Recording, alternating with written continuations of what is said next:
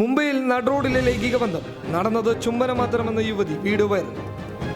മുംബൈയിലെ നടുറോഡിൽ ലൈംഗിക ബന്ധത്തിൽ ഏർപ്പെട്ട വിദേശിയെ കണ്ടെത്താൻ അന്വേഷണം ഊർജിതമാക്കി.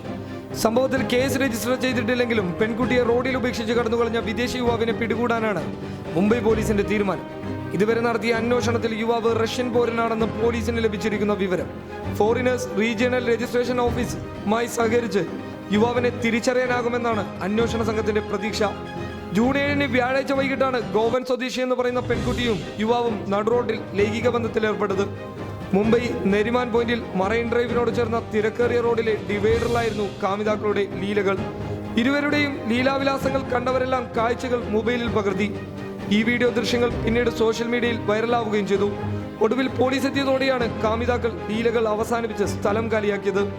ഡിവൈഡറിന് മുകളിൽ ലൈംഗിക ബന്ധത്തിൽ ഏർപ്പെടുമ്പോൾ പോലീസ് എത്തിയതോടെ യുവതിയും യുവാവും സംഭവ സ്ഥലത്ത് നിന്ന് രക്ഷപ്പെടാൻ ശ്രമിച്ചിരുന്നു. എന്നാൽ വസ്ത്രങ്ങൾ ശരിയാക്കി ഓടി രക്ഷപ്പെടാൻ ശ്രമിച്ച പെൺകുട്ടി പോലീസിന്റെ പിടിയിലായി. റഷ്യൻ പൗരനെന്ന് സംശയിക്കുന്ന യുവാവ് സംഭവ സ്ഥലത്ത് നിന്നും ഓടിമറിഞ്ഞു. പെൺകുട്ടിയെ പിന്നീട് പോലീസ് സ്റ്റേഷനിലേക്ക് കൂട്ടിക്കൊണ്ടുപോയി. താൻ ഗോവൻ സ്വദേശിയാണെന്നാണ് പെൺകുട്ടി ആദ്യം പോലീസിനോട് പറഞ്ഞത്. എന്നാൽ മിനിറ്റുകൾക്കുള്ളിൽ ഇതിൽ മാറ്റം പറഞ്ഞു.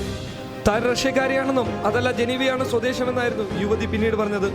ബന്ധുക്കളെക്കുറിച്ചും താമസിക്കുന്ന വിലാസത്തെക്കുറിച്ചും പോലീസ് ആവർത്തിച്ച് ചോദിച്ചെങ്കിലും പരസ്പര വിരുദ്ധമായാണ് മറുപടി നൽകിയത്.